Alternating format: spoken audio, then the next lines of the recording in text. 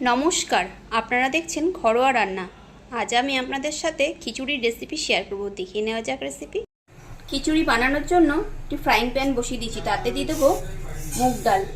আমি এখানে যতটা চাল তার ঠিক হাফ মুগ ডাল ব্যবহার করছি। চালটা একটু ভেজে নেব শুকনো।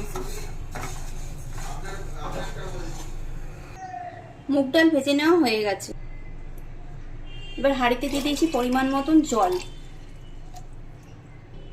আর এখানে আমি গোবিন্দভোগ আর আতপ চাল মিশিয়ে খিচুড়িটা বানাচ্ছি। আর যে মুগ ডালটা ভেজে নিয়েছিলাম সেটাও এর মধ্যে একসাথে দিয়ে ধুয়ে নিয়েছি চালটা। এবার এই চাল ডালগুলোকে আমি এই হাঁড়িটার মধ্যে দিয়ে দেব।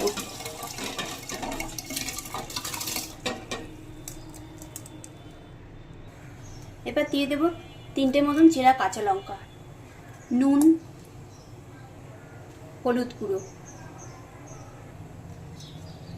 একটু নেড়ে নেব যাতে সব মিশে যায় ভালো করে। এবার ঢেকে দিয়ে সেদ্ধ হতে দেব। এই যে চাল ডালটা আমার সেদ্ধ হয়ে গেছে। এবার কড়াইতে দিয়ে দেবো পরিমাণ মতন সর্ষের তেল। তেল গরম হয়ে গেছে, দিয়ে দিলাম তেজপাতা, শুকনো লঙ্কা ফোড়নের জন্য। দিয়ে দিলাম কিছুটা গোটা জিরে, একটু নেড়ে নেব। এবার দিয়ে দেবো আদা বাটা, দেবো একটু টমেটো কুচি, দেবো একদম অল্প একটু জল, দেবো জিরে গুঁড়ো, লঙ্কা গুঁড়ো।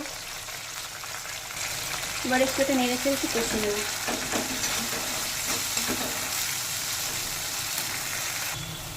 এর মধ্যে দিয়ে দেবো কয়েকটা কিশমিশ,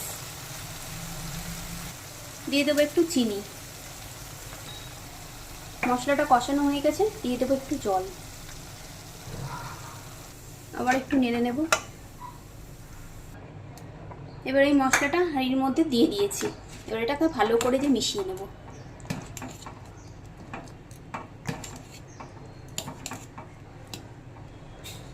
দিয়ে দেবো কিছুটা গরম মশলা পাউডার, দিয়ে দেবো কিছুটা ভেজে রাখা জিরের গুঁড়ো, দিয়ে দেবো কিছুটা ঘি। মিশিয়ে নেব। তৈরি হয়ে গেল সুস্বাদু খিচুড়ি।